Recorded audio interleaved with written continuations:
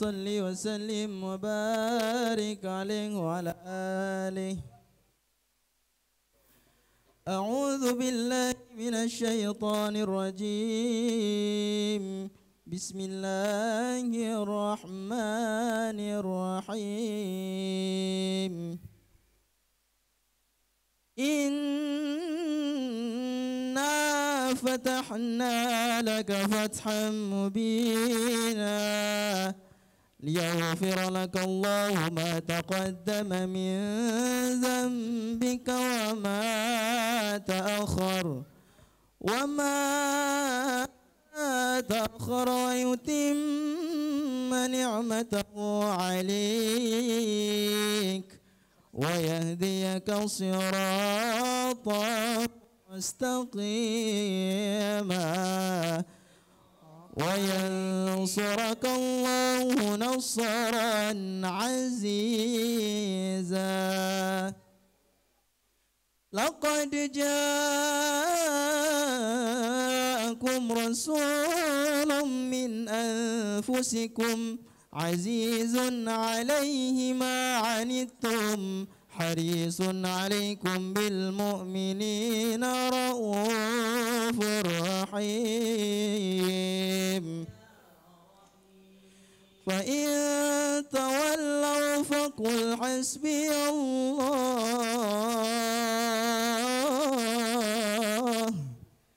حسبي الله لا إله إلا هو عليه توكلت وهو رب العرش العظيم. يا عظيم. إن الله وملائكته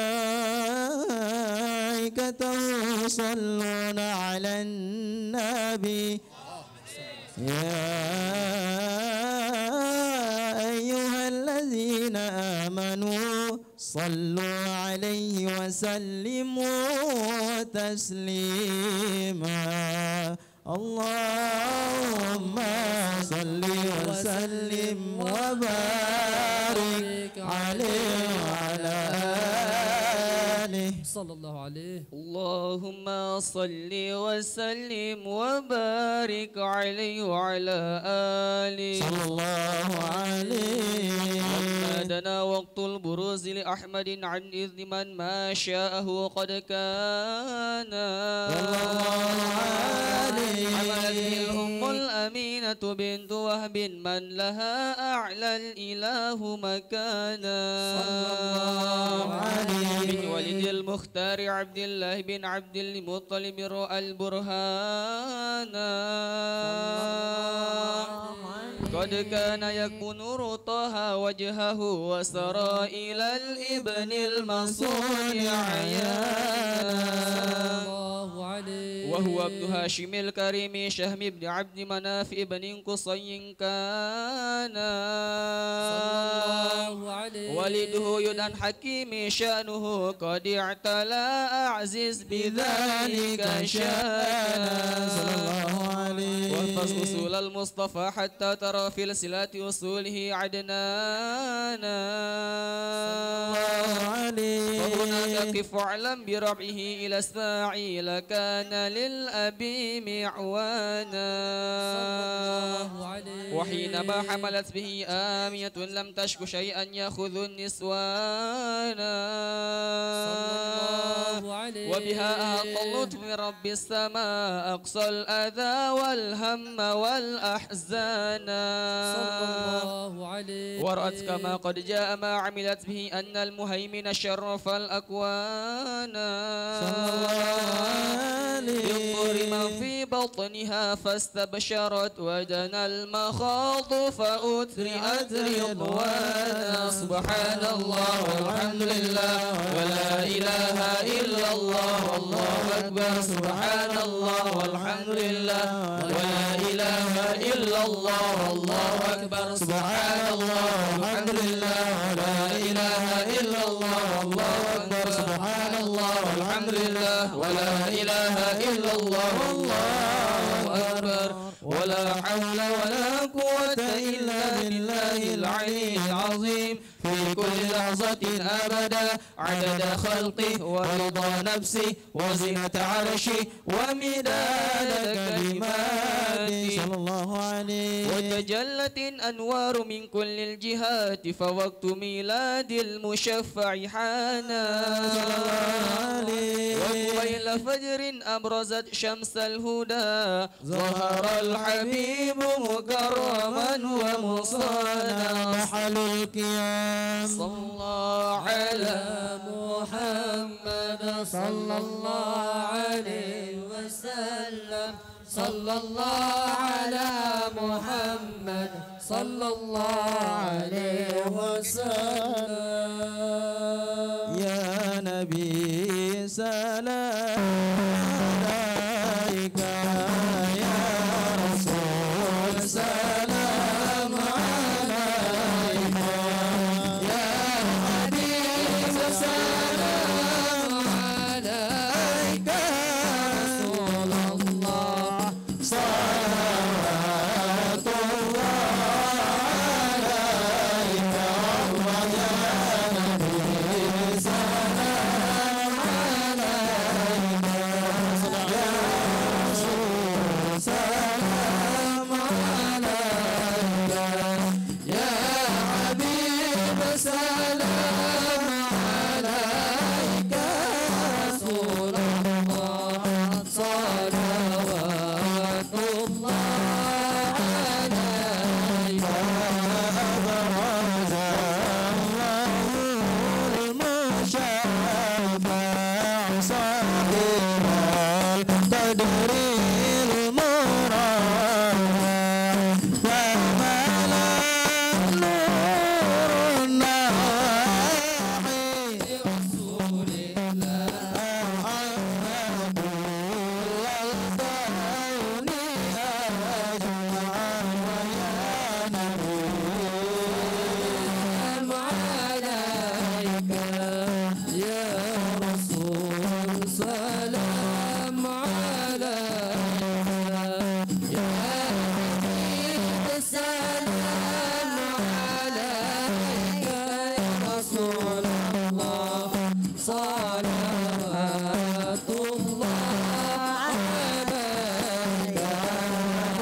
كساد أصنام شركي وبنا شركي تصنع ودنا عبد الهداية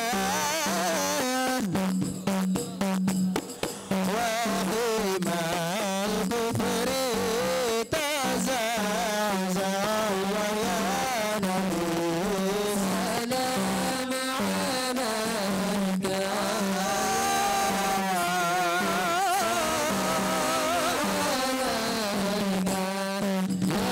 حبيب السلام عليك يا رسول الله صلوات الله عليك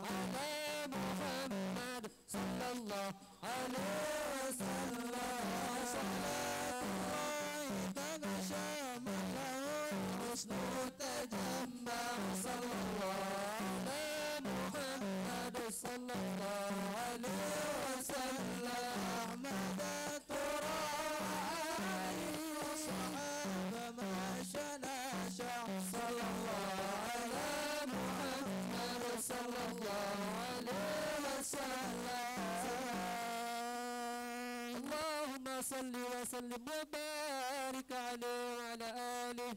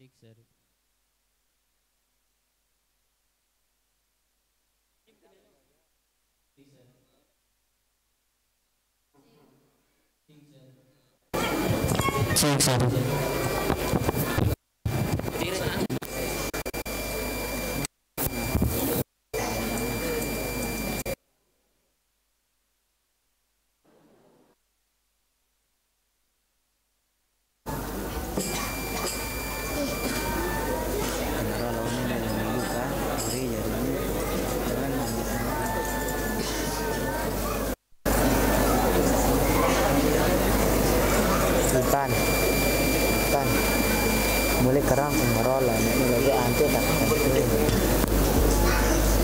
Bismillahirrahmanirrahim. Assalamualaikum warahmatullahi wabarakatuh.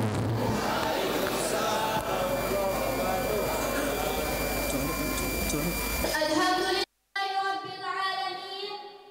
Assalatu wassalamu ala asrafil anbiya'i wal mursalin sayyidina Muhammad wa ala alihi wa sahbihi ajma'in. Amma ba'du. Yang terhormat Wakil Wali Kota Mataram, yang terhormat Asrem 16 Wirawakti, yang terhormat dan di 1606 Mataram atau yang mewakili, yang terhormat Kapolres Mataram atau yang mewakili, yang terhormat Kemenang Kota Mataram, yang terhormat Kabupaten Kecamatan Kota Mataram, yang terhormat Camat Kota Mataram, yang terhormat Lurah Pagutan, yang terhormat Kepala Lingkungan Kebon Laut, yang terhormat Takmir Masjid Al-Jihad, yang terhormat RT 05 Perumahan Lingkar Pratama, yang terhormat para tuan guru, pemuka agama, dan tokoh masyarakat. Singkatnya, hadirin hadirat yang dirahmati Allah. Al-Barnamij Haflah Maulid Rasulillah sallallahu alaihi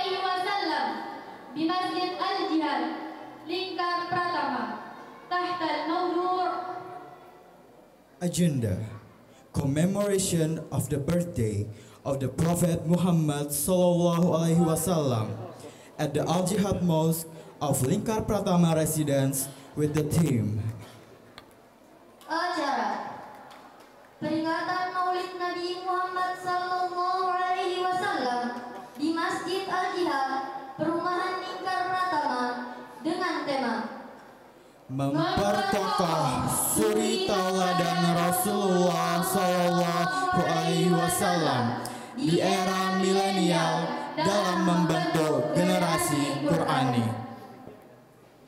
Yaumul Jum'ah 19 min Rabi'il Awal sanata 1444 Hijriyah Al-Muwafiq 14 min Oktober sanata 2020 Miladiyah. Friday, 19th of Rabiul Awal 1444 Hijriah or 14th October 2022. Jumat 19 Rabiul Awal 1444 Hijriah bertepatan dengan tanggal 14 Oktober 2022 Miladiyah dengan susunan acara sebagai berikut.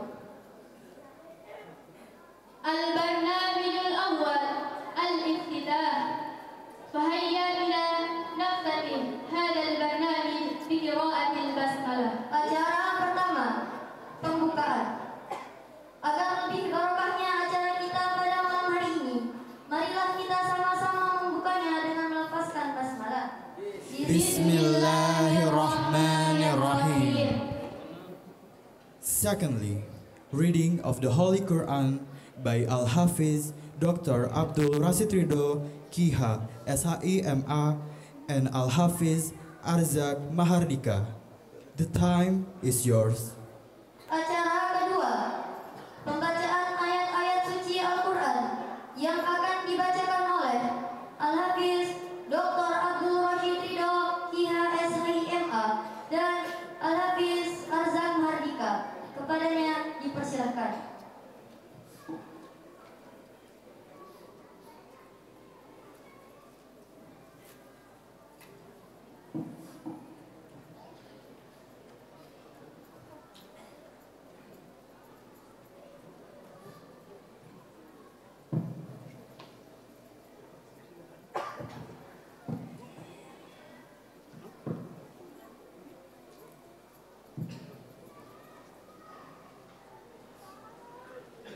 Assalamualaikum warahmatullahi wabarakatuh.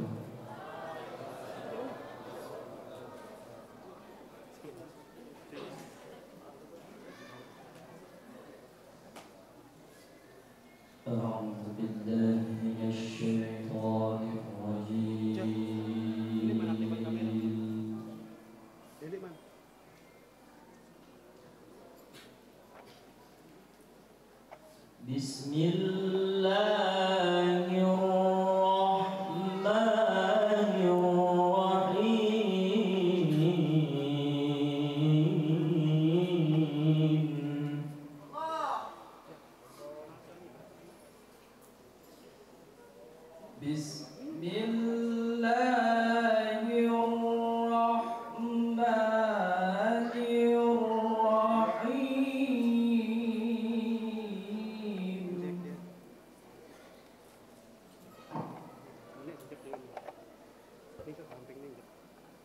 لقد كان لكم في رسول الله أسوة حسنة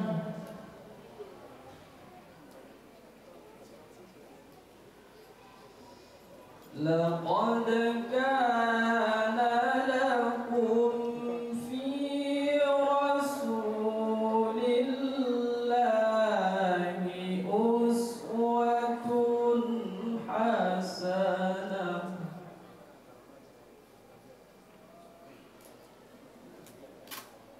أسوة حسنة لمن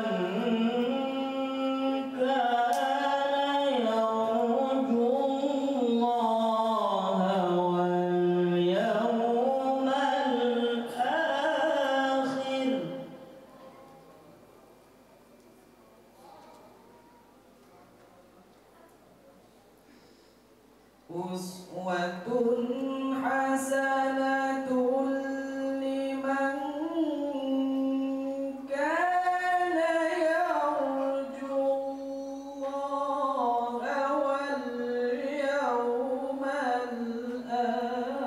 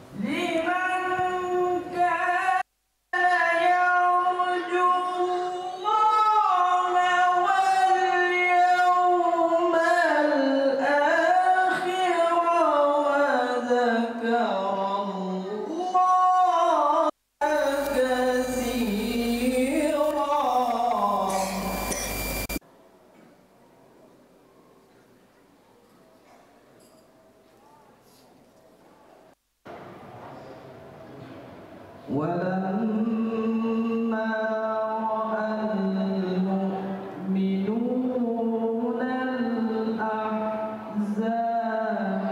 قالوا هذا ما وعدنا الله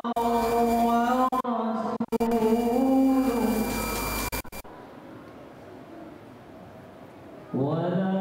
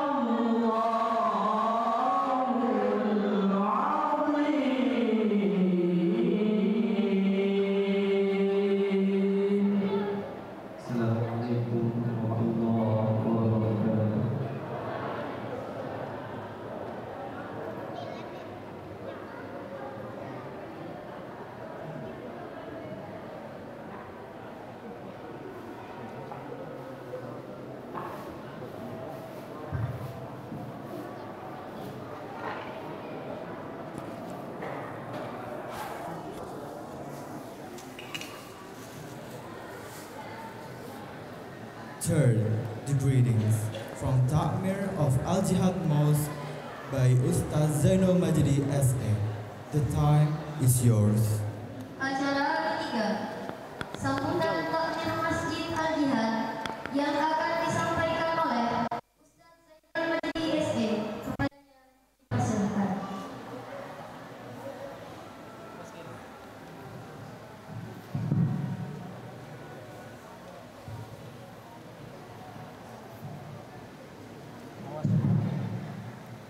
hati-hati.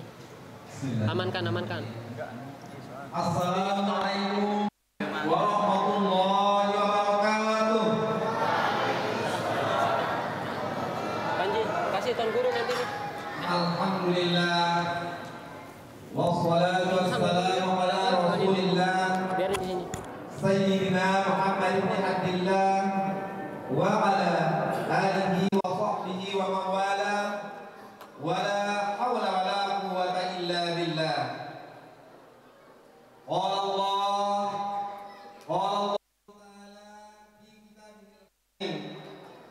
A'udzu billahi minasy syaithanir rajim. Bismillahirrahmanirrahim. Laqad kana lakum fi Rasulillahi uswatun hasanah liman kana yarjullaha wal yawmal akhir wa dzakarallaha katsiran. Amma ba'du. Yang kami muliakan Al-Mukarram Bapak Tuan Guru Haji Mujibur Rahman, beliau selaku Wakil Wali Kota dan sekaligus beliau itu adalah merupakan paket ulama dan umarok yang pada malam hari ini insya Allah beliaulah yang akan menyampaikan tausiah uraian maulid. Oleh karenanya kepada jamaah semua, marilah kita dengar apa yang beliau sampaikan untuk kita sami'na wa ata'na. Berikutnya yang kami hormati Bapak Danren 162 Beliau yang pada saat ini diwakili oleh Bapak Kasren 162 Wilawati, Bapak 1606 Kota Mataram yang kami hormati. Alhamdulillah telah hadir di tempat kami pada peringatan acara Maulid Nabi Muhammad SAW pada malam hari ini. Berikutnya yang kami hormati Bapak Kapolres, Bapak Kapolsek, Bapak Kapolres Kota Mataram dan Kapolsek Pagutan. Yang kami hormati Bapak Camat Kota Mataram dan Bapak Lurah Pagutan. Yang kami hormati Bapak Kepala Lingkungan, Bapak Ketua RT 05 Perumahan Lingkar Pratama, dan tak lupa pula kami sebutkan yang kami hormati Bapak Kepala Kementerian Agama Kota Mataram. Singkatnya, bapak-bapak, ibu-ibu, tamu undangan dan jamaah kaum muslimin dan muslimat Perumahan Lingkar Pratama. Alhamdulillah, puji syukur kita panjatkan kepada Allah Subhanahu wa taala atas limpahan rahmat dan nikmatnya kepada kita sekalian, sehingga pada malam hari ini kita bisa meringankan langkah kaki kita untuk menghadiri acara peringatan Maulid Nabi besar Muhammad sallallahu alaihi wasallam yang merupakan bagian dari rasa kecintaan kita kepada baginda Nabi Muhammad sallallahu alaihi wasallam. Tentunya apapun yang kita cinta itu jamaah semua akan selalu kita sebut. Dan dalam bentuk peringatan Maulid Nabi ini adalah merupakan bentuk kecintaan kita kepada Nabi kita Muhammad sallallahu alaihi wasallam. Dan selanjutnya tak lupa kita bersama-sama mengaturkan sholawat dan salam kepada junjungan kita Nabi besar Muhammad sallallahu alaihi wasallam. Semoga kita semua jamaah kaum muslimin dan muslimat kita semua mendapatkan syafaatnya di yaumil qiyamah. Amin, amin, amin ya rabbal alamin. Hadirin jamaah yang kami hormati dan kami cintai, bahwa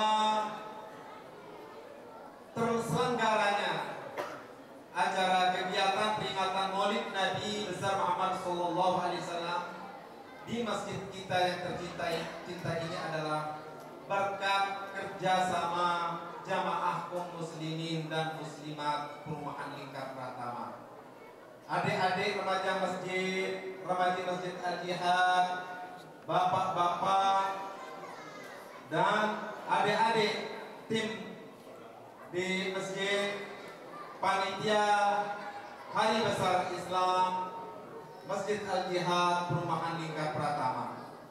Tanpa beliau-beliau, insya Allah, kalau tidak ada, maka acara kegiatan seperti ini tidak akan terlaksana dengan baik.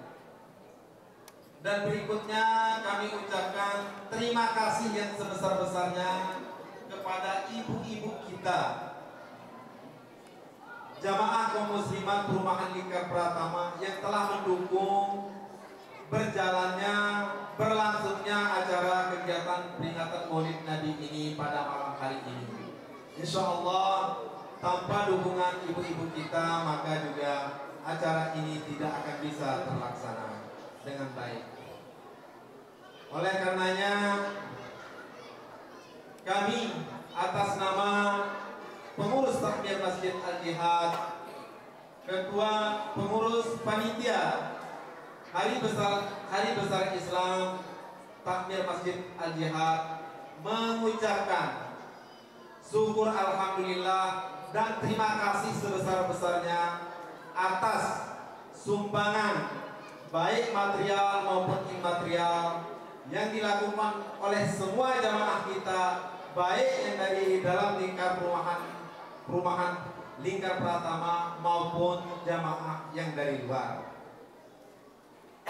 Tidak ada kata lain yang cocok. Semoga semua itu menjadi amal soleh bapak-bapak dan ibu-ibu dan dicatatkan di sisi Allah Subhanahu wa Ta'ala. Akhirul kalam, jamaah sekalian, karena nanti terlalu lama ini, nanti akan disampaikan tausiah oleh Al-Mukarram Tuan Guru yang mungkin insya Allah kita akan dengarkan sama-sama. Semoga apa yang kita dengarkan nanti dapat bermanfaat bagi kita semua dan kita aplikasikan dalam kehidupan kita sehari-hari. Amin, amin ya rabbal alamin. Akhirul kalam, wabillahi taufiq wal hidayah. Wassalamualaikum warahmatullahi wabarakatuh.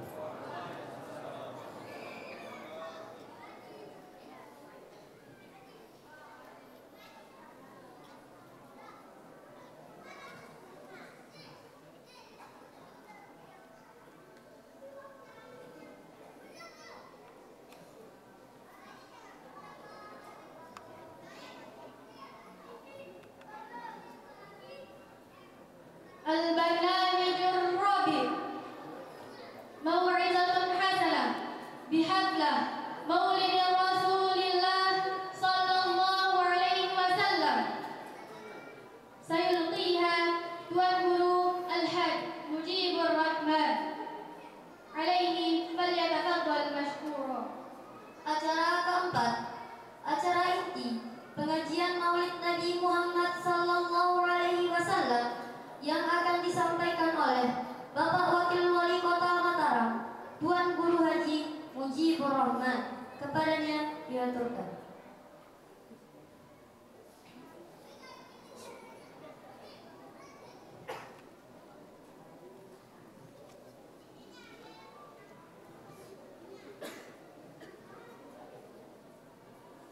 Nabi Muhammad.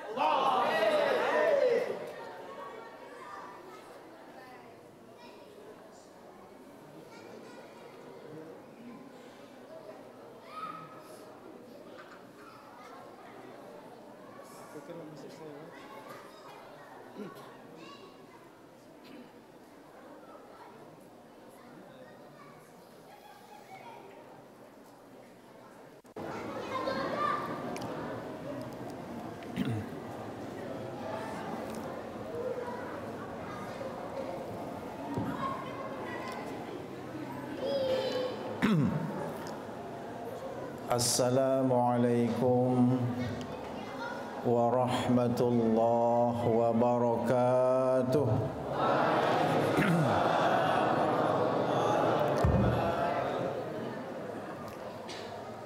Alhamdulillahi rabbil alamin,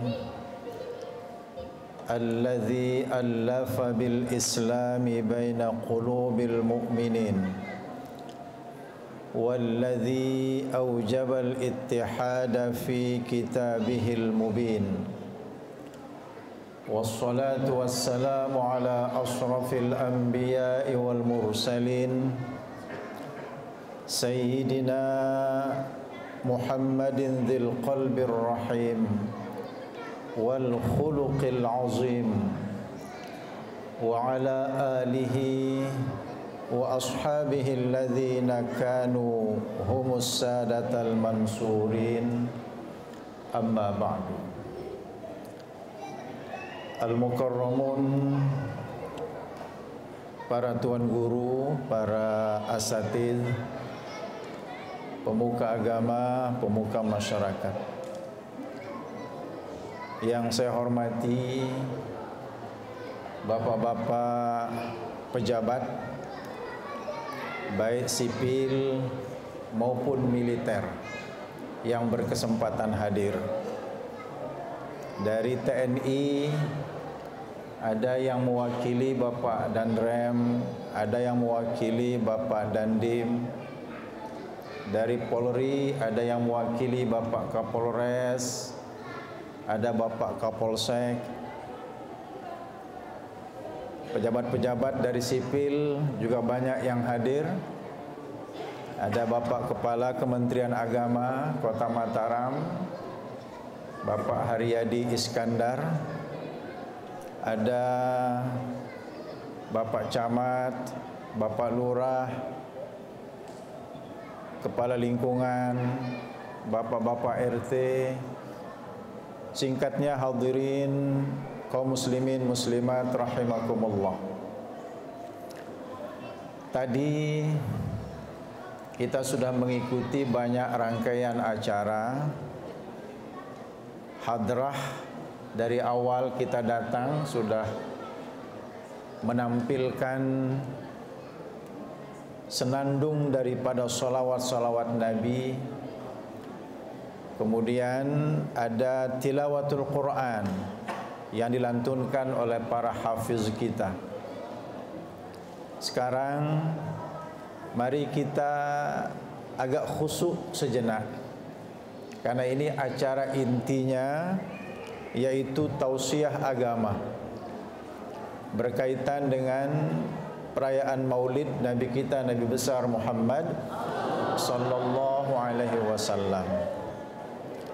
Mari kita ciptakan suasana agar kita betul-betul sebagai orang yang keluar dari rumah untuk menuntut ilmu. Karena dengan jalan itu maka kita tergolong dalam keadaan kita yang sekarang ini fi sabilillah, sedang berada di jalan Allah. Man kharaja fi talabil ilmi kana fi sabilillah hatta yarji'a. Barang siapa yang keluar dari rumahnya untuk menuntut ilmu, maka dia sedang berada di jalan Allah sampai dia nanti kembali pulang ke rumahnya. Jadi supaya kita mendapatkan rewards, mendapatkan ganjaran pahala laksana orang yang sedang berada di jalan Allah, kita manfaatkan kesempatan ini untuk beberapa waktu ke depan khusyuk menuntut, khusyuk seperti orang menuntut ilmu. Para hadirin kaum muslimin muslimat rahimakumullah, di dalam ajaran agama kita, agama Islam, yang ditekankan itu adalah bagaimana kita menjaga hubungan kita dengan Allah Subhanahu wa taala dalam bentuk ibadah dan menjaga hubungan kita dengan sesama manusia dalam bentuk akhlak yang mulia. Dua ini saja yang harus kita berikan atensi, kita berikan perhatian yang besar. Karena dalam satu riwayat, seorang laki-laki bertanya kepada baginda Rasul Nabi besar Muhammad sallallahu alaihi wasallam, "Ya Rasulullah, wahai Rasulullah, amal apakah yang paling banyak menyebabkan orang masuk ke dalam surga?" Nah, ini pertanyaan yang luar biasa. Amalan apa yang paling banyak menyebabkan orang masuk ke dalam surga, ya Rasul? Ternyata Rasul menjawab dua saja. Ada dua amalan yang paling banyak menyebabkan orang masuk ke dalam surga. Yang pertama, taqwa Allah, beribadah kepada Allah. Dan yang kedua, husnul khuluq, berakhlak yang mulia. Beribadah kepada Allah, inilah wujud daripada kita menjaga hubungan kita dengan Allah. Berakhlak yang mulia, inilah implementasi daripada hubungan kita yang baik dengan sesama manusia. Mari kita jaga dan pelihara yang dua ini dengan seimbang. Begitu juga di dalam riwayat yang lain, Nabi kita bersabda, "Ittaqillaha haitsuma kunta wa atbi'is sayyi'atal hasanata tamhuha wa khaliqin nasa bi khuluqin hasan." Beribadahlah kalian dimanapun kalian berada. Ikuti perbuatanmu yang tidak baik dengan perbuatan baik, karena perbuatan baik itu yang akan menghapus dosa-dosa ketidakbaikan yang kalian lakukan. Wa khaliqin nasa bi khuluqin hasan, dan berakhlaklah dengan sesama manusia dengan akhlak yang baik lagi mulia. Perpaduan antara ibadah dan akhlak yang mulia. Ini saja yang perlu kita renungkan dan kita jabarkan sedikit-sedikit. Kalau kita ingin lebih memperluas pembicaraan tentang ibadah dan pembicaraan tentang akhlak ini. Tapi intinya kembali kepada yang dua itu. Kalau kita berbicara ibadah, kalau kita berbicara hubungan kita dengan Allah Subhanahu wa taala, maka inilah yang oleh sebagian besar kita kaum muslimin menggambarkan akhirat itu ada di sana. Ada pada ibadah. Kebaikan akhirat kita terletak pada kebaikan ibadah kita. Itu pemahaman mayoritas umat Islam.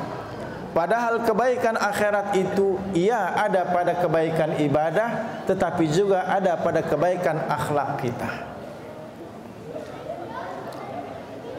Ada ulama yang berkirim surat kepada sesama mereka, saling berpesan. Apa bunyi suratnya itu? Man amila li akhiratihi kafahullahu amra dunyahu kafahullahu amra dinihi wa dunyahu. Barang siapa yang tekun beramal untuk akhiratnya, Allah akan mencukupkan urusan dunia dan urusan akhiratnya. Jadi kalau akhirat kita kedepankan, kita akan mendapatkan kebaikan di akhirat plus kebaikan di dunia. Nah, oleh karena itu, akhirat ini mau tidak mau harus melekat dalam pikiran kita. Tidak boleh yang kita pikirkan dan yang menyebabkan kita sibuk luar biasa hanya urusan dunia dan dunia saja. Kalau saya suka berpantun ya, tetapi karena ini di masjid jangan ada yang bertepuk tangan ya. Dinikmati saja kalau nanti saya membaca pantun-pantun yang berkaitan. Ya. berkaitan dengan akhirat ini, saya sering menyampaikan hujan turun amat derasnya, duduk berdua dalam kereta. Indah dunia ada batasnya, akhirat jua tempat pulang kita. Semua kita merasakan dan menyaksikan, sudah banyak orang yang pulang ke akhirat. Dunia ini tidak ada yang abadi. Generasi-generasi ini datang silih berganti, termasuk pangkat jabatan, harta benda datang silih berganti. Jalan-jalan ke Senggigi, lewati dua roda pedati. Ada yang datang, ada yang pergi. Hidup di dunia tak ada yang abadi. Ini kalau di luar masjid mereka tepuk tangan, tapi saya tidak boleh tepuk tangan di masjid. Ya. Ini kehidupan akhirat yang harus tetap berada dalam pikiran kita, tetap berada dalam kegiatan-kegiatan kita. Tetapi kalau orang itu betul-betul menyibukkan dirinya dengan kegiatan akhirat, dengan kegiatan ibadah, dan itu dilakukan dengan tulus ikhlas, maka otomatis akhlak yang baik itu nanti akan menyertainya. Karena para ulama juga saling mengingatkan sesama mereka dengan satu ungkapan, man aslaha ma bainahu wa bainallah aslahallahu ma bainahu wa bainan nas.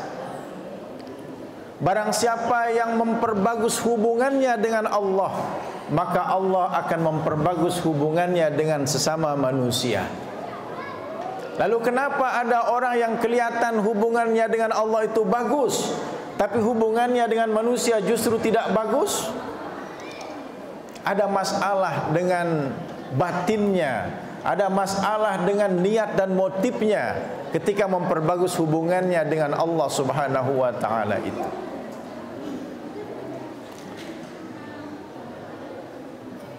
Makanya melalui momentum yang baik ini, karena akhirat ini mau tidak mau akan kita datangi dan akan kita lewati pada saatnya nanti. Setiap ada pengumuman telah meninggal dunia, telah meninggal dunia, berarti dia telah meninggalkan dunia ini, otomatis dia sedang berada di akhiratnya. Dan orang yang rajin beribadah, ketika dia sudah meninggalkan dunia ini, ibadah itu akan langsung menjaganya di alam kuburnya. Tetapi orang yang malas beribadah, ketika dia meninggalkan dunia ini, maka dia akan minta dikembalikan ke dunia ini. Itu jelas dalam Al-Quran.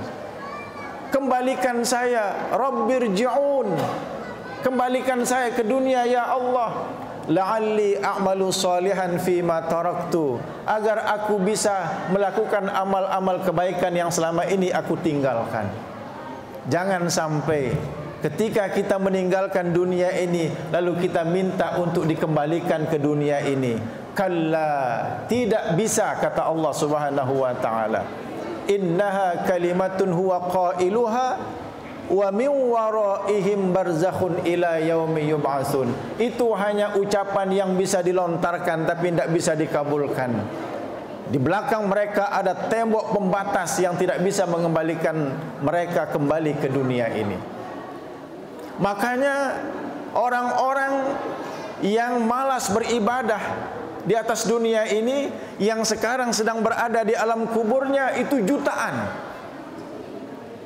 Jutaan penghuni kubur minta dikembalikan ke atas dunia ini agar bisa mendirikan sholat.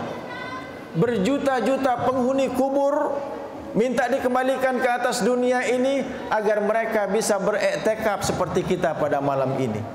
Berjuta-juta penghuni kubur minta dikembalikan ke atas dunia ini agar bisa bersilaturahim dan mengaji seperti kita pada malam ini. Dan begitu seterusnya. Jangan sampai kita bernasib seperti itu. Karenanya selama hayat masih dikandung badan, manfaatkan waktu demi waktu kita untuk memperbanyak ibadah kita, kepada Allah Subhanahu wa taala. Ibadah ini akan bisa terpicu dan terpacu apabila kita menyadari Allah itu maha besar, maha kuasa, lalu kita muncul rasa khauf, muncul rasa takut kita kepada Allah Subhanahu wa taala. Makanya dalam satu hadis, man khafa adlaja. Barang siapa yang takut kepada Allah, maka dia akan meningkatkan ketaatan. Wa man adlaja balagal manzila. Barang siapa yang meningkatkan ketaatan, dia akan sampai kepada tujuan yang diinginkannya. Ala inna sil'atallahi ghaliyah, ala inna sil'atallahil jannah. Ketahuilah kenikmatan Allah itu mahal berharga. Ketahuilah kenikmatan Allah itu adalah surga. Nah, jadi surga ini kenikmatan Allah yang mahal berharga. Harganya surga itu apa? Amal ibadah kita. Kalau amal ibadah tidak ada, kita tidak memiliki harga. Kita tidak memiliki tiket untuk masuk ke dalam surga.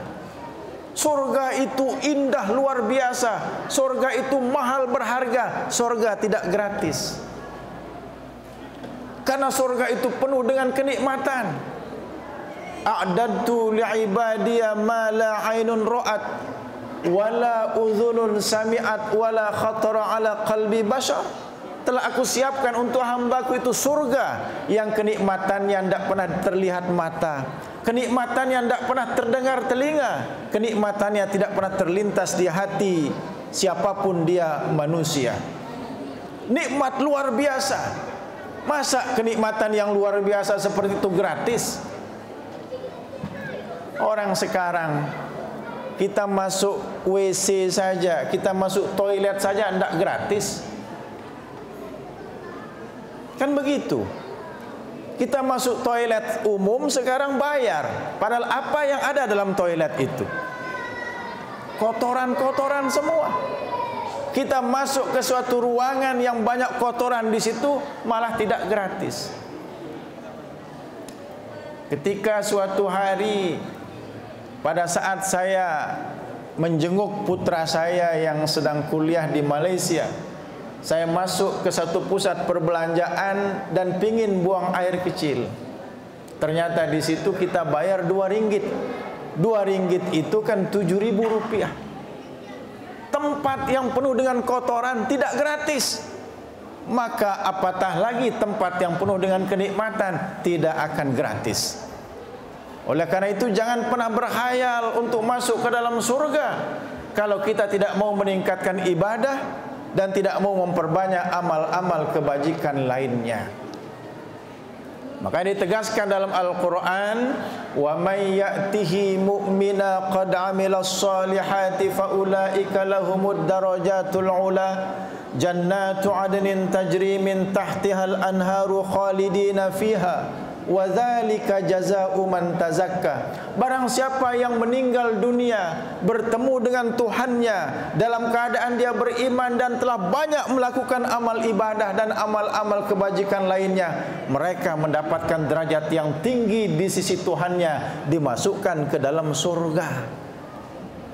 Kalau tidak ada iman, tidak ada amal-amal ibadah dan amal kebajikan, jangan pernah berharap akan masuk ke dalam surga.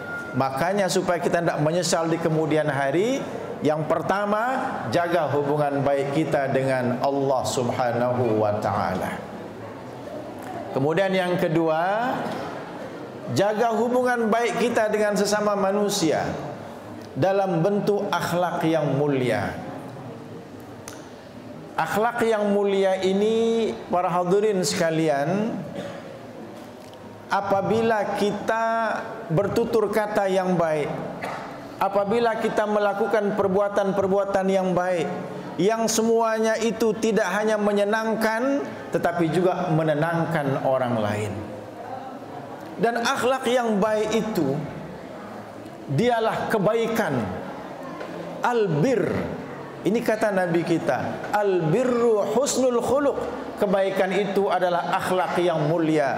Kalau kita sering berbicara perbanyak kebaikan, itu adalah akhlak yang mulia yang paling utama.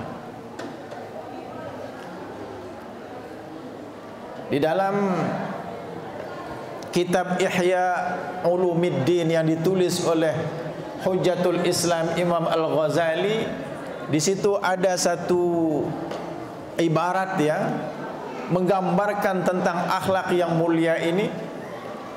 Tolong kita perhatikan bersama apa ibarat dalam kitab Ihya ini. Walamma utiya bisabaya tai'in waqa'at jariyatun fis sabyi. Ketika didatangkan tawanan-tawanan perang kepada baginda Rasul, dan di antara tawanan itu ada seorang wanita. Faqalat ya Muhammad, wanita itu berkata, wahai Muhammad, ara'aita an tukhalliya anni, alangkah baiknya kalau engkau membebaskan saya. Wala tusammit bi ahya al-arab, jangan engkau hinakan dengan sebab aku tertawan ini kabilah-kabilah Arab. Fa inni bintu sayyidi qaumi, karena saya adalah putri daripada pemimpin kaumku. Lalu dia ceritakan bagaimana akhlak dan kepribadian daripada ayahnya yang menjadi pemimpin di kaumnya itu. Wa inna abi kana yahmi az-zimara, bapakku itu suka melindungi orang-orang yang butuh perlindungan. Wa yafukkul aniya, bapakku suka membebaskan para tawanan. Wa yusabbi'ul ja'i'a, bapakku suka mengenyangkan orang yang kelaparan. Wa yut'imut ta'ama, bapakku suka memberikan bantuan makanan. Wa yubsis salam, bapakku suka menyebarkan salam, menyebarkan perdamaian. Wa lam yarudda sahibah hajah, bapakku tidak pernah menolak kedatangan orang-orang yang membutuhkan bantuannya. Ana ibnatu Hatim At-Ta'i, saya adalah putrinya Hatim At-Ta'i. Hatim At-Ta'i ini adalah seorang pemimpin di tengah kaumnya yang non-muslim, beragama Kristen. Tetapi dia memiliki akhlak yang baik. Mendengar itu apa kata Nabi? Faqala ya jariyah, inna hadhihi sifatul mu'minina haqqa. Wanita, apa yang kamu ceritakan tadi itu adalah sifat orang-orang mukmin yang sesungguhnya. Tetapi sayang, bapakmu bukan seorang yang muslim. Lau kana abuki muslima tarhamna alaih, seandainya bapakmu itu orang muslim, kami akan doakan semoga dia mendapatkan cucuran rahmat dan kasih sayang daripada Allah Subhanahu wa taala. Tetapi walaupun bapakmu itu bukan orang muslim, kepribadiannya itu luar biasa bagusnya. Para sahabat, khallu anha, bebaskan wanita ini dari tawanan. Fa inna abaha kana yuhibbu makarimal akhlak, karena bapaknya orang yang berakhlak mulia. Wa inna Allah ta'ala yuhibbu makarimal akhlak, sedangkan Allah Subhanahu wa ta'ala sangat cinta kepada akhlak-akhlak yang mulia. Apa ini para hadirin sekalian? Kenapa wanita yang non-muslim itu dibebaskan? Karena dia memiliki seorang bapak Hatim At-Ta'i yang akhlaknya itu mulia, akhlaknya itu luar biasa. Ternyata kalau kita berakhlak yang mulia, tidak hanya kita yang dihormati secara agama, tidak hanya kita yang dimuliakan oleh agama kita, tetapi juga anak keturunan kita. Lah ini, wanita ini dibebaskan dari tawanan karena Nabi menghormati bapaknya. Bapaknya berakhlak yang mulia. Itu juga yang terjadi ketika Nabi Khidir membetulkan tembok yang hendak roboh tanpa mengambil upah. Sementara beliau membutuhkan uang untuk membeli makanan. Saat itu beliau kan bersama Nabi Musa. Nabi Musa bertanya, kenapa hendak engkau mengambil upah ketika membetulkan dinding ini? Sementara kita butuh uang. Kan? Nabi Khidir menjelaskan seperti termaktub dalam surah Al-Kahfi, wa ammal jidaru fakana li ghulamaini yatimaini fil Madinah wa kana tahtahu kanzul lahuma wa kana abuhuma salihah. Oh, dinding ini milik dua anak yatim yang tinggal di kota. Di bawah dinding ini ada harta benda yang banyak. Saya menghormati anak yatim ini karena bapaknya orang baik. Bapaknya orang baik. Jadi kalau kita ini menjadi orang baik, kita akan dihargai oleh agama kita, dan anak keturunan kita juga akan dihargai. Dan ternyata dua anak yatim itu yang dihargai, dihormati oleh Nabi Khidir. Bapaknya yang baik itu bukan bapak yang melahirkan dia, apalagi bapak yang melahirkan dia. Bapaknya yang baik itu adalah bapaknya yang ketujuh ke atas. Jadi papuk baluknya yang baik itu, kakek buyutnya orang baik, tapi sampai anak cucunya dihormati, dimuliakan oleh agama ini. Makanya dalam satu riwayat, innallaha ta'ala yahfazu as-salihah fi sab'atin min dzurriyyatih. Allah Subhanahu wa ta'ala menjaga orang yang baik sampai 7 keturunannya. Makanya kalau kita memang cinta kepada anak keturunan kita, jadikanlah diri kita orang yang baik. Jadikanlah diri kita orang yang berakhlak mulia. Nanti tidak hanya kita yang dihormati oleh agama ini, oleh Allah Subhanahu wa ta'ala, tapi juga anak keturunan kita. Seperti yang dijelaskan dalam hadis tadi dan disebutkan dalam kisah Khidir bersama Nabi Musa itu. Kalau kita orang yang tidak baik, orang yang akhlaknya buruk, akan berdampak negatif kepada anak keturunan kita nanti. Oh, ini bapaknya begini-begini, Masya Allah ya. Jadi ini apa keutamaan daripada akhlak yang baik, akhlak yang mulia itu. Tidak hanya orang muslim yang berakhlak baik yang dihormati, tetapi juga yang non-muslim oleh agama Islam, kalau dia berakhlak baik juga dihormati. Bahkan tidak hanya yang berakhlak baik yang akan dihormati, anak keturunannya juga akan dihormati. Nah, ini yang harus kita renungkan Bapak Ibu sekalian. Dan Nabi kita Muhammad sallallahu alaihi wasallam betul-betul mencontohkan bagaimana akhlak beliau yang luar biasa baiknya itu. Kemudian siapa Hatim At-Ta'i tadi yang dia dimuliakan oleh Nabi kita sampai putrinya yang menjadi tawanan itu dibebaskan. Hatim At-Ta'i ini adalah seorang pemimpin di tengah kaumnya yang beragama Kristen, dan dia juga seorang penyair. Dia dimuliakan oleh kaumnya karena memenuhi 3 syarat. Dia berasal dari kabilah Ta'i di Yaman, makanya dia At-Ta'inya ada di situ. Yang kedua, dia memiliki harta benda yang banyak dan dia dermawan. Yang ketiga, dia memiliki kuda perang yang mahal, kuda perang yang sangat bagus tampilannya. Kedermawannya bagaimana? Kedermawanan Hatim At-Ta'i ini seperti apa? Pernah suatu waktu terjadi musim paceklik, musim kelaparan di tengah kaumnya. Hatim At-Ta'i ini menderita kelaparan. Tidak hanya warga masyarakatnya, dia, anak dan istrinya juga kelaparan.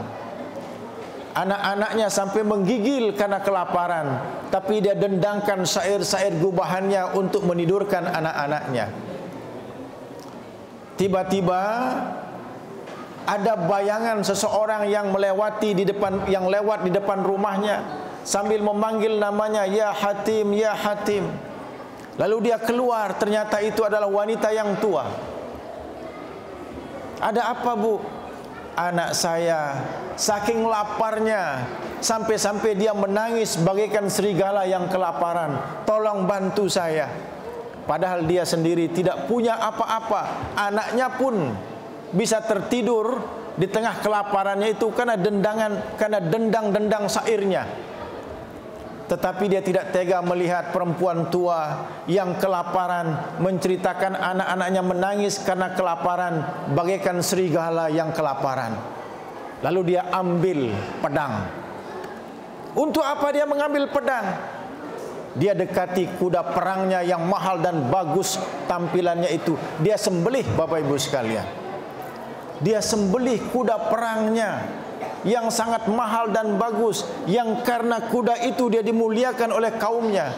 Lalu dia masak dagingnya, dia berikan kepada wanita tua itu untuk anak-anaknya.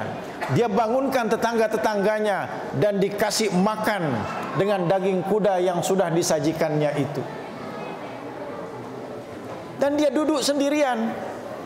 Duduk, dia memandang orang-orang sedang menikmati makanan. Lalu ditanya dia, "Wahai Hatim, kenapa engkau tidak ikut menikmati makanan daging kuda itu?" Melihat engkau senang, melihat engkau tersenyum karena ada makanan di depanmu, itulah yang paling mengenyangkan aku. Hatim At-Tai, dia orang non-muslim, tapi akhlaknya itu menyenangkan dan menenangkan orang lain. Makanya Nabi kita menghormatinya. Anaknya, putrinya yang menjadi tawanan itu dibebaskan oleh Nabi kita. Jadi mari kita jaga akhlak yang baik ini.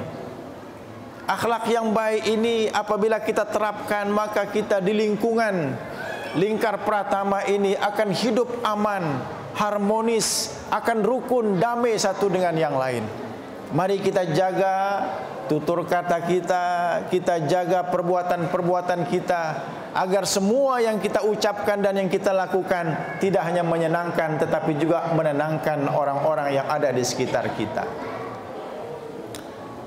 Berikutnya, keutamaan daripada akhlak yang mulia itu, kita bisa mendapatkan derajat yang luar biasa tingginya. Kalau di antara kita masih ada yang jarang puasa Senin Kemis, puasa sunat. Kalau di antara kita masih ada yang sulit bangun tengah malam untuk sholat tahajud, jangan berkecil hati. Derajat orang yang rajin puasa sunat dan derajat orang yang rajin tahajud bisa kita dapatkan dengan cara apa? Berakhlak yang mulia. Dalilnya apa? Dalilnya hadis Nabi kita, innal mu'min la yudriku bi husni khuluqihi darajatas shaimil qaim. Orang mukmin itu bisa menggapai derajat orang yang rajin puasa sunat dan derajat orang yang rajin sholat tahajud apabila dia menerapkan akhlak yang baik lagi mulia. Akhlak yang mulia ini tidak banyak teorinya. Kita sudah tahu mana tutur kata yang baik, mana perbuatan yang baik. Tinggal kita dorong diri kita untuk mempraktikkannya dalam kehidupan sehari-hari. Itulah pandangan agama kita berkaitan dengan akhlak yang mulia ini. Yang berikutnya lagi, keutamaan akhlak yang mulia itu, jamaah sekalian, akhlak yang baik, akhlak yang mulia bisa menutupi kekurangan ilmu yang kita miliki. Siapa yang ilmunya masih kurang tetapi dia berakhlak baik, dia dihormati oleh masyarakatnya. Kekurangan ilmu yang kita miliki bisa tertutupi oleh akhlak kita yang mulia. Tetapi kebobrokan dan kerusakan akhlak kita tidak bisa tertutupi oleh segudang ilmu yang kita miliki dan sederet gelar akademik yang menghiasi nama kita. Walaupun ilmu kita banyak, gelar akademik kita berderet depan dan belakang, akhlak kita tidak baik, orang tetap mencap kita, dia kurang ajar. Kurang ajar, berarti belum banyak belajar. Ternyata akhlak itu yang menentukan apakah kita ini telah dianggap banyak belajar atau tidak. Nah, jadi itu kesimpulannya. Akhlak yang baik bisa menutupi kekurangan ilmu kita, tetapi kebobrokan akhlak kita tidak bisa tertutupi oleh berapapun banyak ilmu yang kita miliki. Nah, ini yang harus kita renungkan, Bapak Ibu kaum muslimin muslimat rahimakumullah. Yang berikutnya lagi, akhlak yang mulia ini bisa memperpanjang umur kita. Orang yang memiliki akhlak yang mulia seakan-akan dia memiliki umur yang kedua. Seorang penyair dari Mesir bernama Syauqi B berkata, ihfaz li nafsika dzikraha, ihfaz li nafsika qabla mautika dzikraha, fadzikru lil insani umrun tsani. Jaga nama baikmu dengan berakhlak yang mulia sebelum engkau meninggal dunia, karena sebutan akhlakmu yang baik itu akan menjadi umur yang kedua bagimu. Walaupun kita sudah meninggal dunia, tapi tutur kata kita yang baik di tengah masyarakat, perbuatan kita yang berkesan di tengah masyarakat menyebabkan kita terus menjadi buah bibir, seakan-akan kita belum mati, seakan-akan kita ada bersama mereka. Jadi akhlak yang baik bisa menyebabkan kita memiliki umur yang kedua. Makanya ada satu pepatah Melayu mengatakan, pulau Pandan jauh di tengah, di balik pulau angsa dua. Meski badan sudah berkalang tanah, akhlak yang baik tetap terkenang jua. Mari kita jaga akhlak yang baik ini agar kita memiliki umur yang kedua. Ingat jamaah sekalian, kita manusia ini hanya akan menjadi cerita bagi orang-orang sepeninggal kita. Ibnu Duraid berkata, innamal mar'u hadisun ba'dah fakun hadisan hasanan liman wa'a. Orang itu hanya akan menjadi cerita sepeninggalnya. Bikinlah cerita yang baik-baik untuk generasi depan yang akan mendengarkannya.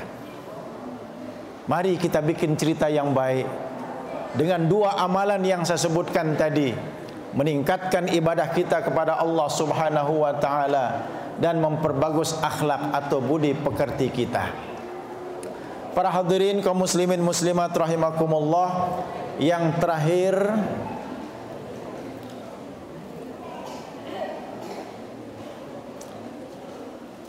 hadis dari Nabi kita Muhammad sallallahu alaihi wasallam yang juga menunjukkan keutamaan daripada akhlak ini. Ana za'imun bi baitin fi rabadil jannah liman tarakal mira'a wa in kana muhiqqan. Saya jamin, kata Nabi, orang itu akan mendapatkan istana di taman-taman surga kalau dia meninggalkan perbantahan walaupun dia di pihak yang benar. Jadi kalau ada orang nantang-nantang kita untuk berbantah-bantahan, untuk berkelahi, lalu kita meninggalkan perbantahan itu padahal kita di pihak yang benar, bisikkan pada diri kita, saya tidak usah meladeninya walaupun saya di pihak yang benar, karena dengan cara saya meninggalkan perbantahan ini, Allah menyiapkan saya istana di taman-taman surga. Jadi meninggalkan perbantahan itu menghasilkan istana di taman-taman surga. Wa bi baitin fi wasatil jannah liman tarakal kadhiba wa in kana mazihan. Saya jamin, kata Nabi, orang itu akan mendapatkan istana di tengah-tengah surga kalau dia meninggalkan kedustaan walaupun dia di pihak yang benar. Kedustaan, kalau sekarang kan berita hoak, ini harus kita hindari. Ya, kalau kita bisa menghindari, misalnya ada satu berita yang diposting, ya, kita tahu itu berita bohong, tapi kita punya kepentingan dengan berita itu. Kalau kita sebarkan, kepentingan kita akan tercapai. Ingatkan diri kita, tinggalkan kedustaan wahai diriku. Kalau engkau meninggalkan kedustaan, maka Allah akan menyiapkan istana di tengah-tengah surga. Ini meninggalkan kedustaan ini dia gampang-gampang susah. Makanya kita harus ingatkan diri kita, siapa bisa meninggalkan kedustaan ini, kebohongan ini, dia akan mendapatkan istana di tengah-tengah surga. Kan ada cerita itu, ada seorang yang tua, ya, jalan-jalan dengan istrinya yang juga sudah tua di pinggir sungai. Ternyata istrinya terpeleset dan tenggelam ke dalam sungai yang dalam itu. Lalu dia tidak tahu bagaimana cara menjemput istrinya di dasar sungai. Ini orang tua ini. Lalu ini cerita ya, tiba-tiba saja ada jin di pinggir sungai itu yang keluar. Orang tua, kenapa engkau menangis? Istri saya tenggelam di sungai ini. Lalu jin itu menyelam. Ya. Jin itu menyelam. Lalu dia keluar membawa seorang wanita yang cantik. Apakah ini istrimu? Padahal itu bukan istrinya. Ya, ini istri saya, kata. Padahal sebelumnya, ya, ketika dia kejatuhan kapak di situ, juga jin itu membantunya. Kapaknya tenggelam ke dasar sungai, jin itu menyelam mengambil kapak. Dan itu kapak yang dia bawa itu kapak yang terbuat dari emas. Apakah ini kapakmu? Oh bukan, kapak saya kapak biasa, tidak terbuat dari emas. Menyelam lagi, jin itu membawa kapak dari perak. Apakah ini kapakmu? Oh bukan, kapak saya biasa-biasa. Dia jujur di situ. Tapi ketika istrinya yang tenggelam, istrinya sudah tua, jin itu membawa wanita yang cantik. Apakah ini istrimu? Iya, katanya. Itu makanya dia gampang-gampang susah.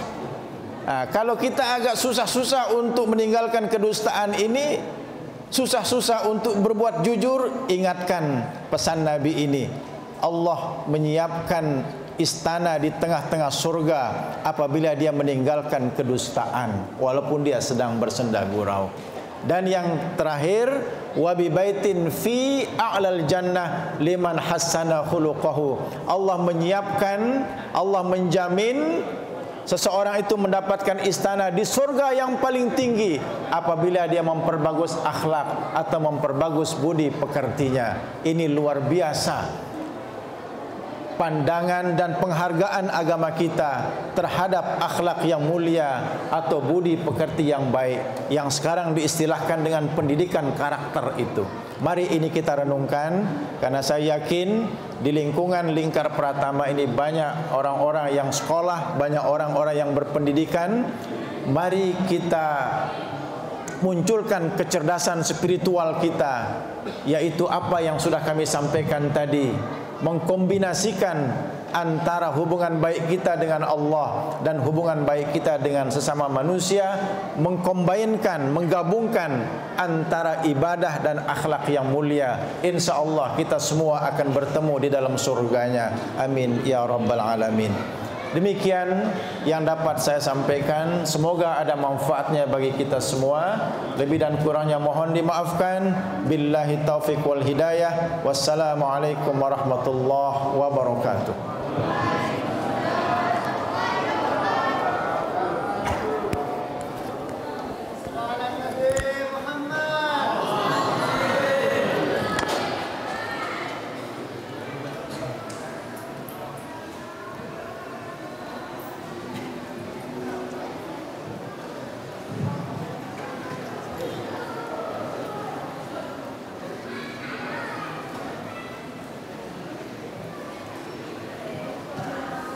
البرنامج الخامس الدعاء سيقرأها دكتور حاجي هريدي إسكندر. الوقت مفوض عليه. Acara kelima, doa yang akan dipimpin oleh Kepala Kantor Kementerian Agama Kota Mataram, Dr. Haji Haryadi Iskandar. Kepadanya dihadirkan.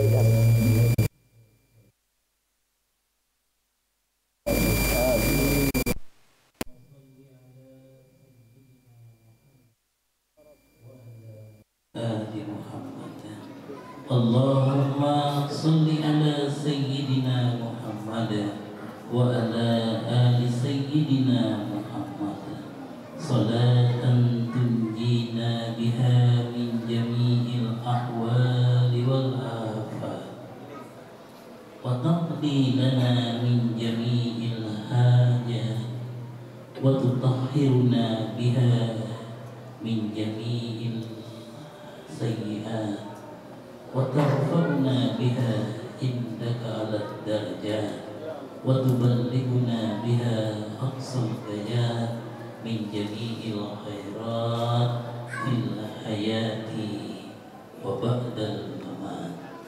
Ya Allah, limpahkanlah rahmat kepada junjungan Nabi Muhammad.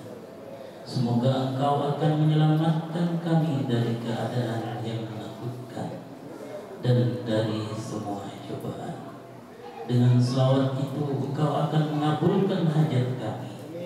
Dengan selawat itu Engkau akan menyucikan kami dari segala keburukan. Dengan selawat itu pula Engkau akan mengangkat kami ke derajat yang paling tinggi.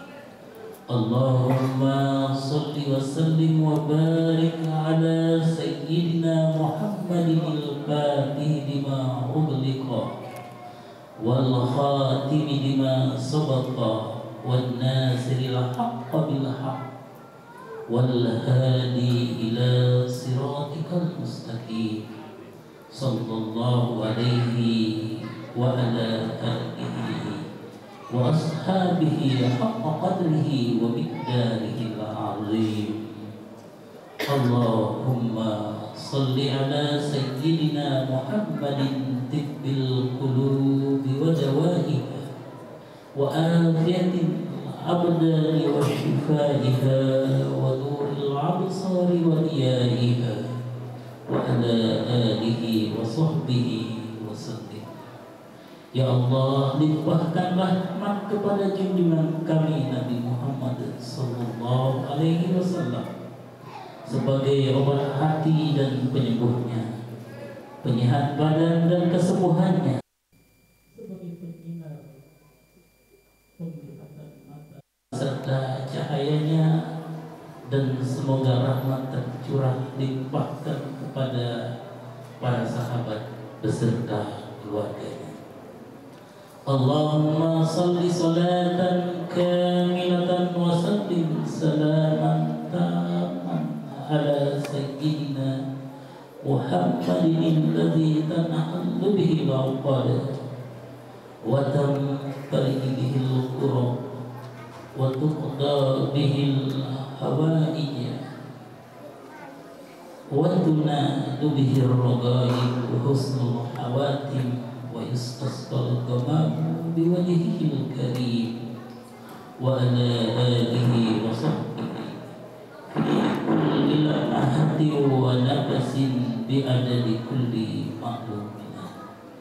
Allahumma salli ala Sayyidina Muhammadin wa ala ali Sayyidina Muhammadin kama sallaita ala Ibrahim wa ala ali Sayyidina Ibrahim wa barik ala Sayyidina Muhammad wa ala ali Sayyidina Muhammad kama barakta ala Sayyidina Ibrahim wa ala ali Sayyidina Ibrahim fil alamin innaka Hamidum Majid. Rabbana atina fid dunya hasanah wa fil akhirati hasanah wa qina adzabannar wa adkhilnal jannata ma'al abrar ya aziz ya ghaffar ya rabbal alamin. Subhana rabbika rabbil izzati amma yasifun wa salamun 'alal mursalin walhamdulillahi rabbil alamin. Assalamualaikum warahmatullahi wabarakatuh.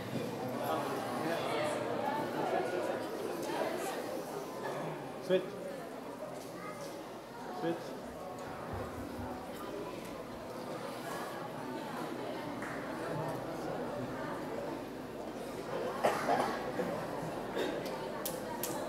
Switch aku. Acara terakhir penutup. Dengan berakhirnya doa tadi, maka berakhirlah acara kita pada malam hari ini. Marilah kita sama-sama menutupnya dengan melafazkan Alhamdulillahirabbil alamin. Wassalamualaikum warahmatullahi wabarakatuh.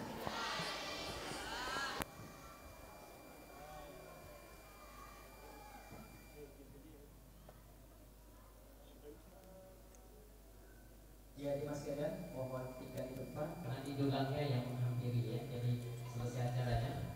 Dan sebelum mohon kepada Bapak kita, kemudian kepada kita untuk mengantarkan dulang kepada jemaah yang ada di masjid. Alhamdulillah ada 171 dulang yang terkumpul dan nanti satu dulang bisa 43 ya.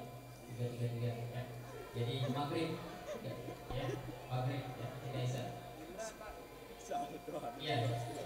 Kemudian sedikit saya sampaikan bahwa Masjid Al-Jihad ini adalah dibangun secara swadaya ya.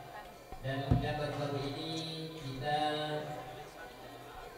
menyelesaikan ya teras, kemudian ada talang air, dan insya Allah dalam waktu dekat kita akan menyelesaikan untuk kamar air, jadi tempat duduk ya. Kemudian ada kita buat kamar jenazah, maaf, kamar tempat keranda ya. Kemudian nanti ada tempat duduk, kemudian ada WC, kemudian ada kamar mandi, kemudian nanti ada gudang, kemudian ada juga ada tempat gedung serbagunanya ya, ruang serbaguna. Dan insya Allah nanti akan dibangun di sebelah secara bertahap, ada 105 meter persegi. Kemudian insya Allah nanti kita akan lelang, dan kami tidak keberatan jika nantinya Bapak Wali Kota, Bapak Kasrem, Bapak Antebak, ya, kemudian Bapak Dandim, ya, kemudian Bapak Kaula, Bapak Camat, Bapak Lurah untuk mengambil lelang atau misalkan menyumbang ke masjid kami, insya Allah kami dari panitia tidak keberatan untuk menerimanya, ya. Insya Allah pembiayaan yang dibutuhkan itu sekitar 451 juta ya. Dan nanti kalau kita lelang ya kita ambil nominal 4 juta saja baru daftar pasti ya. Mohon doa. Demikian informasi yang bisa disampaikan. Ya, terima kasih, dan kita akan dihibur sambil makan dengan kelompok Adra kita. Silakan yang bajang ya. Didahulukan yang ibu-ibu ya, nanti kemudian bapak-bapak bisa belakangan ya. Jadi nanti yang sudah itu bapak